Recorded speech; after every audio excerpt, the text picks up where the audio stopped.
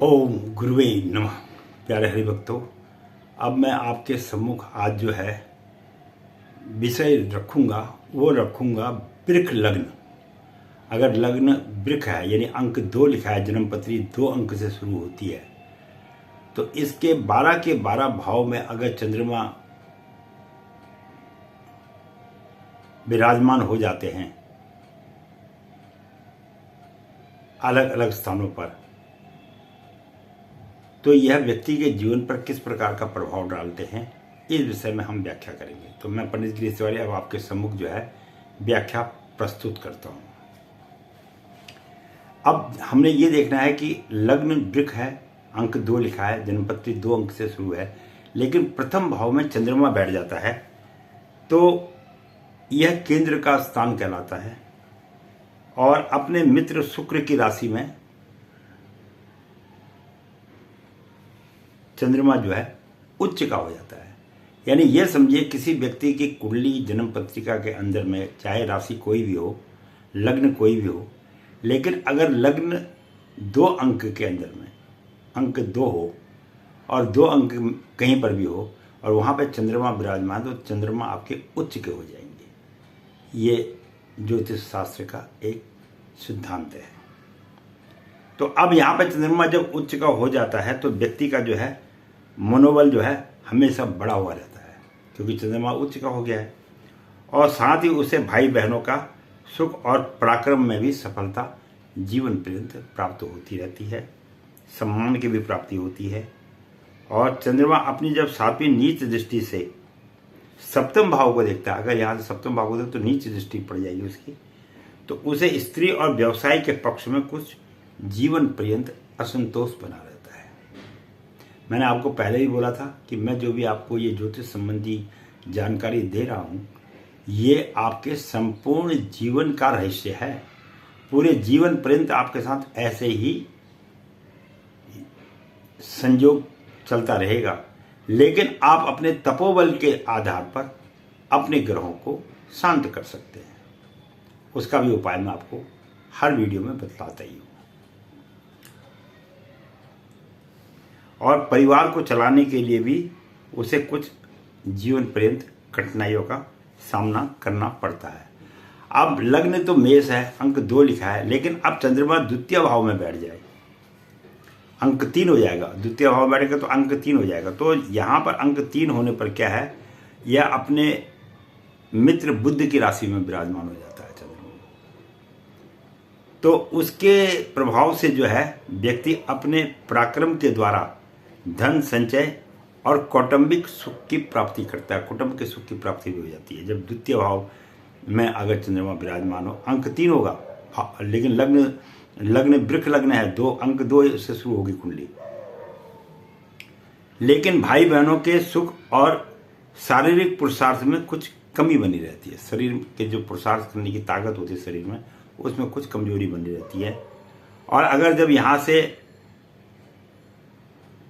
सूर्य 7वीं दृष्टि के अष्टम भाव को अपने मित्र गुरु की धनु राशि में देखता है तो व्यक्ति जो है अपनी आयु में वृद्धि करता है, यानी उसकी लंबी आयु होती है। और पैतृक संपत्ति का भी उसे जीवन काल में लाभ की प्राप्ति होती है। कुल मिला के ऐसी स्थिति में जो व्यक्ति या बालक बालिका पैदा होती हैं, वह ऐश्वर्यपूर्ण आनंदमय जीवन व्यतीत करते हैं। अब हम बात करेंगे कि लग्न वृक्क है, लेकिन तृतीय भाव में चंद्रमा विराजमान हो जाए, वृक्क लग्न, फिर बार बार आपको बोल रहा हूँ, राशि नहीं देख रहा हूँ मैं, कुछ वृक्क लग्न बोल रहा हूँ। वृक्क लग्न में अगर बैठे हों तो ऐसा व्यक्ति जो है भाई बहनों का सुख की प्राप्ति करता है और अपने पराक्रम में भी वृद्धि करता है। और उसके कारण जो है व्यक्ति जो है हिम्मती, साहसी, परिश्रमी, पुरुषार्थी और प्रसन्न चित्त रहने वाला व्यक्ति होता है। और साथ में इन सब चीज़ों के होने के कारण उसे यश और मान आदि की जीवन में सुख की प्राप्ति होती है। यहाँ से जब चंद्रमा 7वीं दृष्टि से शत्रु शनि कि मकर राशि को नवम भाव को देखता है, यहाँ से अगर उसकी दृष्टि में तो नवम भाव को देखेगा, तो उसके कारण क्या है, भाग्य में वृद्धि के लिए उसे विशेष प्रयत्न, जीवन पर्यंत संघर्ष करना पड़ेगा।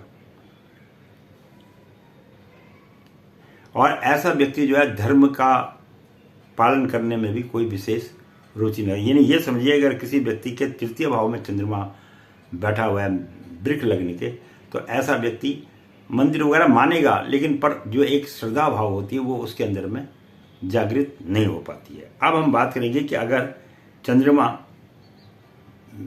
वृक्ष लगने के चतुर्थ भाव में विराजमान हो जाता है, तो इसके कारण व्यक्ति को माता के सुख में वृद्धि मिलती है, भूमि मकान सुख इत्यादि का उसको जीवन पर्यंत लाभ रहता है।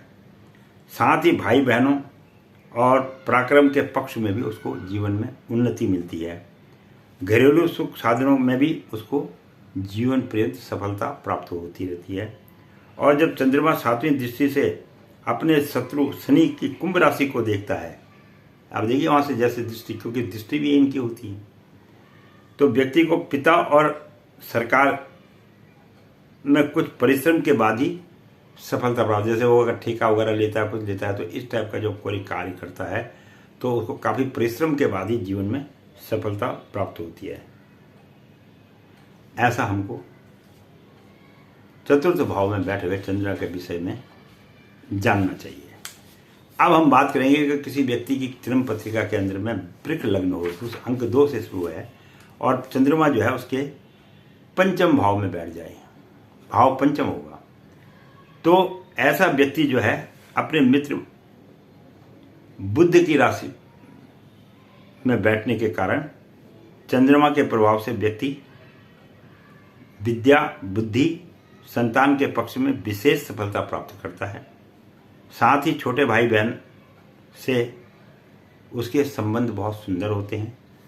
यहाँ से चंद्रमा जब 7वीं दृष्टि से अपने सामान्य मित्र दृष्टि बृहस्पति को देखता है, तो उसके एकादश भाव को देखने के कारण व्यक्ति का जो मनोबल और बुद्धि योग में कुछ आय में और संपत्ति तथा ऐश्वर्य में के पक्ष में उसे विशेष सफलता प्राप्त हो जाती है, ऐसा ज्योतिष शास्त्र कहता है। और ऐसा व्यक्ति एक धनी व्यक्ति भी होता है। यानी कुल मिला के पंचम भाव में वृक्ष लग्न के पंचम भाव में चंद्रमा के प्रभाव से व्यक्ति धनी भी होता है।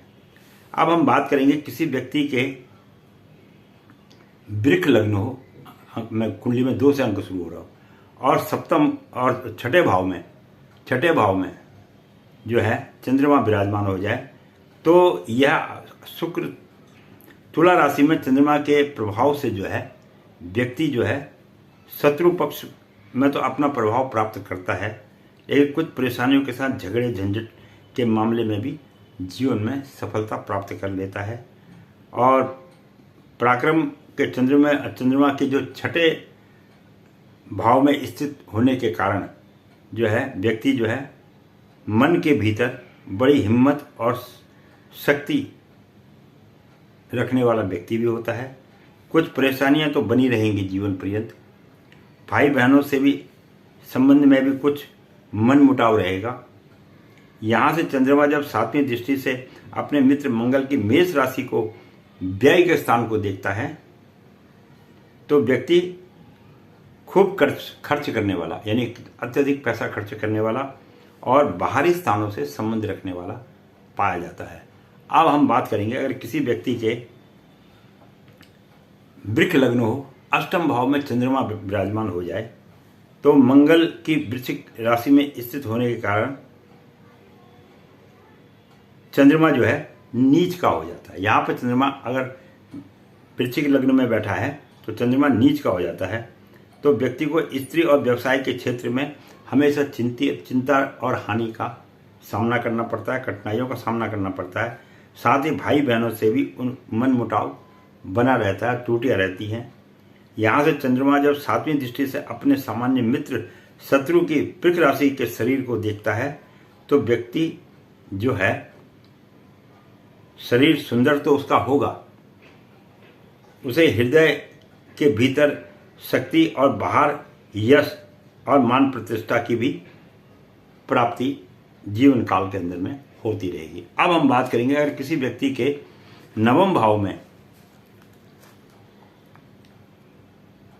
अष्टम भाव में अगर वृक्ष लग्न है, अष्टम भाव में चंद्रमा विराजमान हो जाए तो यह जो है मृत्यु का स्थान कहलाता है। अष्टम भाव जो है मृत्यु का भाव है, तो यहां से उसको पैतृक संपत्ति और अपने मित्र गुरु धनु की राशि में स्थित होने के कारण चंद्रमा का प्रभाव से व्यक्ति को जो है आयु और पैतृक संपत्ति से लाभ की प्राप्ति होती है, यानी आयु थोड़ी बढ़ जाती है।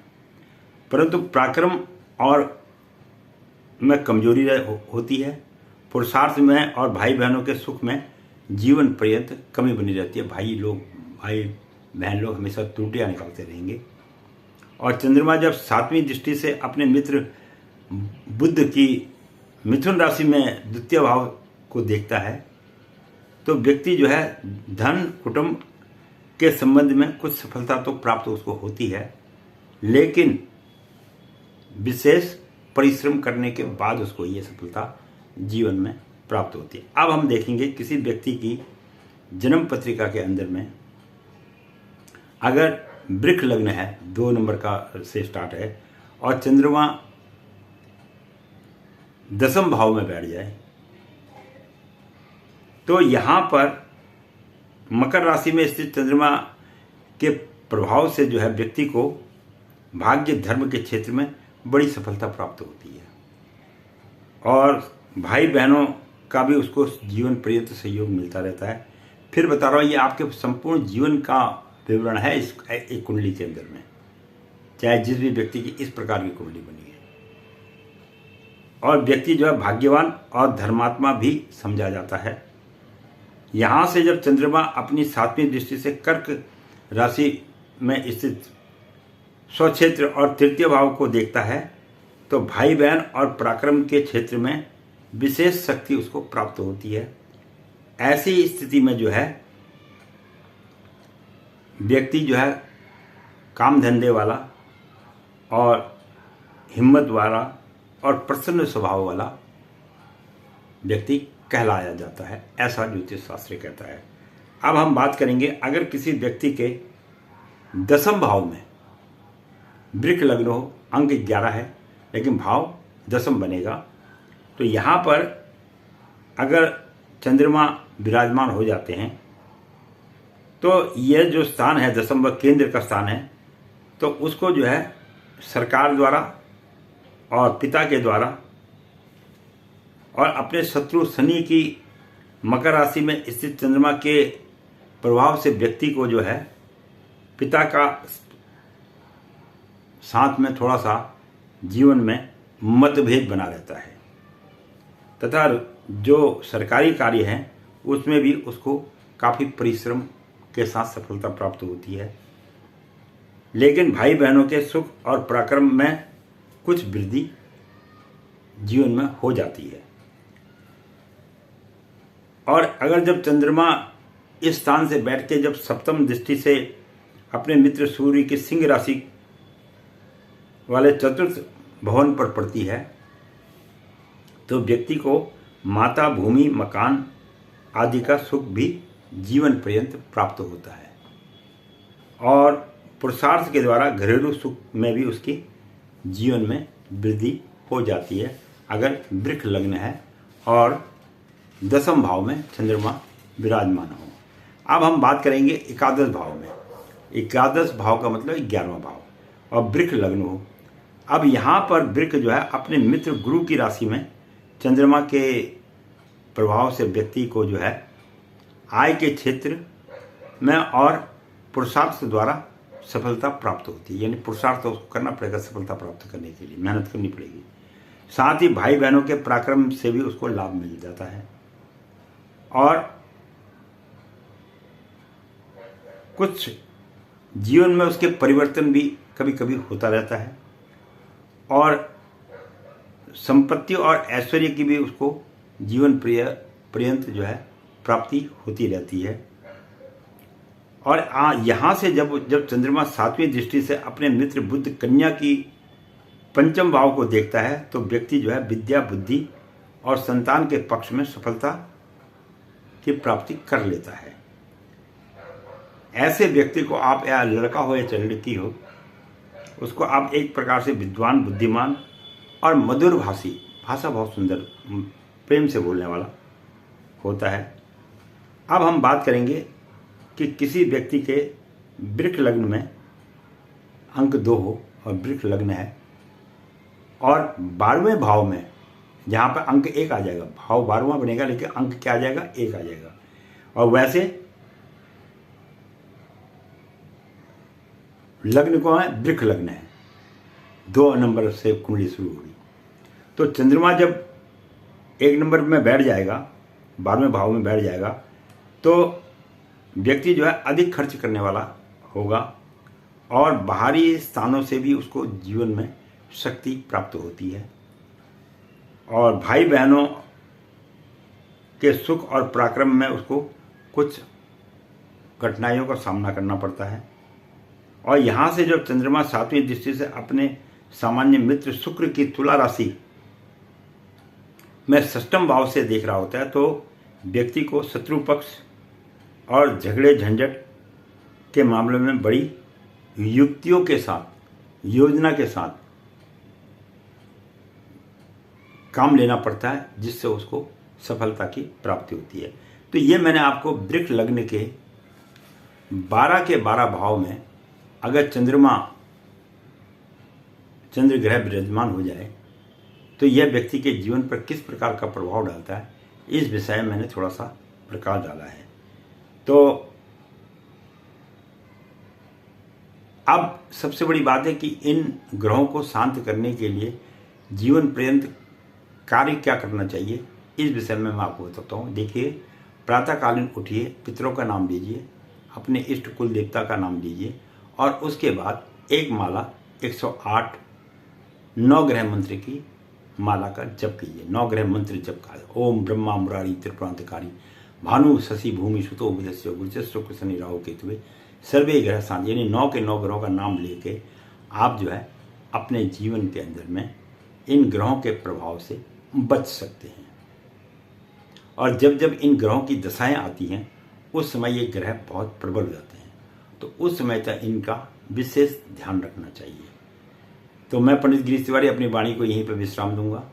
आशा करता हूं कि आपको आज वृक्ष लग्न में चंद्रमा के 12 के 12 भावों के विषय में थोड़ा सा सूक्ष्म रूप से ज्ञान की प्राप्ति हुई होगी। अब हम अगली वीडियो में आपको बतलाएंगे कि अगर मंगल वृक्ष लग्न के 12 के 12 भावों में बैठा होता है तो यह व्यक्ति पर किस प्रकार का प्रभाव डालता है, इसके विषय में अगले वीडियो में आपको हम बतलाएंगे। वीडियो देखने का बहुत बहुत धन्यवाद।